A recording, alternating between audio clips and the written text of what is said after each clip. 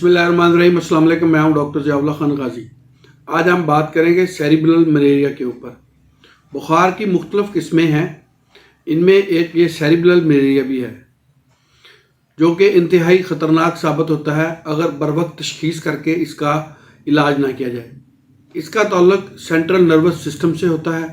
इसमें तेज़ बुखार और दौरान खून को ये मुतासर करता है। खून के मुतासरा सेल्स आरबीसी की वजह से कैपिलरीज के अंदर खून ब्लॉक हो जाता है, जिसकी वजह से बाज़ औक़ात खून की नालियों में भी खून जम जाता है। इसी तरह दिमागी वेसल्स, प्रोटीन और फ्लूइड की लीकेज की वजह से मुतासर हो जाते हैं। अब हम इसके क्लिनिकल फीचर्स के बारे में बात कर लेते हैं।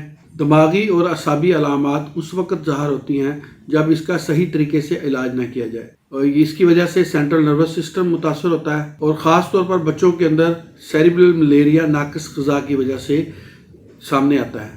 इसकी अहम अलामात के अंदर बुखार 107 फ़ारेनहाइट तक चला जाता है, गनूदगी होती है, बच्चों के अंदर तशन्नुज पाया जाता है और इसके साथ साथ पखाना और पेशाब की बेतरतीबी, बेहोशी तक मरीज़ों के अंदर पाई जाती है और अक्सर तिली की शिकायत भी सामने आती है। कुछ मरीज़ों के अंदर तो होशो आवाज़ ठीक रहते हैं, लेकिन बाद मरीज़ों को देखा गया कि वो अपने होशो आवाज़ खो बैठते हैं, उनके अंदर गनूदगी होती है या बेहोश हो जाते हैं और पागलों जैसी हरकतें करना शुरू कर देते हैं। बुखार इस हद तक मरीज़ को मुतासर कर सकता है और इसके साथ साथ बच्चों में हैज़ा और उल्टियाँ वगैरह भी शुरू हो जाती हैं और अगर मुनासिब इलाज ना किया जाए तो इससे फालज का ख़तरा भी हो सकता है। बर वक्त तशख़ीस और सही ना इलाज होने की वजह से 50% से ज़्यादा लोग इसकी वजह से मौत का शिकार भी हो जाते हैं और इसकी जो एक्सट्रीम अलामात है, यानी इंतहा पर जाकर मरीज़ के अंदर इंतहाई गनूदगी आ जाती है, गर्दन तोड़ बुखार हो जाता है और रीढ़ की हड्डी के अंदर सोजिश आ जाती है और इसकी वजह से गुर्दे भी मुतासर होते हैं। दिमागी नालियों के अंदर खून का जमा हो जाना जैसी अलामात भी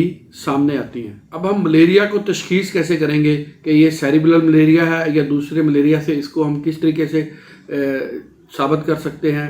बारी का बुखार, उल्टियाँ, हैज़ा, कमज़ोरी, खून की कमी, यरकान, मलेरिया फैलाने वाले जरासीम की स्टडी, फिर खून का मुआयना और पेशाब का मुआयना वगैरह कराने से लेबॉरेटरी टेस्टों से हम इसका मुआयना कर सकते हैं। दूसरी तहकीकात में ब्लड यूरिया, एक्सरे, सर की खोपड़ी का और ब्लड कल्चर भी करवाना पड़ता है। अब हम इसके इलाज के बारे में बात कर लेते हैं। शदीद और मोहलक मलेरिया इंतहाई ख़तरनाक साबित हो सकता है। एमरजेंसी की सूरत में हम सबसे पहले होम्योपैथिक इलाज में जो इसके अंदर दवा इस्तेमाल करवाते हैं वो है एपिकाक। अगर उल्टियाँ बहुत ज़्यादा आ रही हैं, मतली वगैरह हो रही है मरीज़ को, तो फौरी तौर पर आराम देने के लिए इसके अंदर बाज़ का ज़ुबान के ऊपर मैली तय भी होती है और बाज़ का ज़ुबान बिल्कुल साफ़ भी होती है, लेकिन ये मतली और जो वॉमिटिंग है उसकी शिकायत हो तो आप बुखार शुरू होने से पहले एपिकाक का इस्तेमाल करा सकते हैं।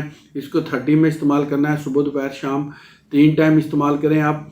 तो इसके 5 से 8 कतरे 1 घूंट पानी में, तो ये इस बुखार को आने से भी रोकती है और ये मतली की शिकायत वगैरह के लिए भी इंतहाई मुफीद है। अगली जो हम इसके अंदर दवाई इस्तेमाल करते हैं वो है नक्स वमीका। नक्स वमीका को भी एपिकाक के बाद इस्तेमाल किया जाता है। इसमें भी मरीज को एक फालजी सी कैफियत महसूस होती है और बाज़ का सर्दी महसूस होती है और बाज़ का बहुत ज़्यादा गर्मी महसूस होती है और इसके साथ साथ मरीज़ को कब्ज़ वगैरह भी होती है। अगर ऐसी अलामात हों तो आप नक्स वमीका को इस्तेमाल करें।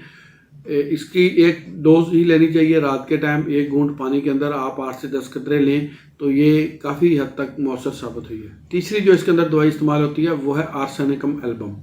आर्सेनिकम एल्बम कुनैन का अगर बहुत ज़्यादा इस्तेमाल किया हो, जो अलामात सामने आती हैं उसमें आर्सेनिक इंतहाई मुफीद दवाई है। इसमें शदीद बेचैनी होती है, मरीज़ बार बार घूंट आध घूंट पानी पीता है और थोड़ी थोड़ी देर बाद उसको प्यास लगती है। अगर ऐसी अलामात हों तो आप आर्सेनिकम एल्बम को इस्तेमाल करें। ये भी सेरिब्रल मलेरिया के लिए इंतहाई मुफीद है। होम्योपैथिक की इन अद्वियात को आप अपनी अलामात के मुताबिक इस्तेमाल करें और इससे फ़ायदा उठाएं। बहुत शुक्रिया, अपना ख्याल रखिएगा और हमारे इस चैनल का भी ख्याल रखिएगा। इसी तरह की इंफॉर्मेटिव वीडियोज़ मैं आपके लिए बनाता रहूँगा। अल्लाह हाफिज़।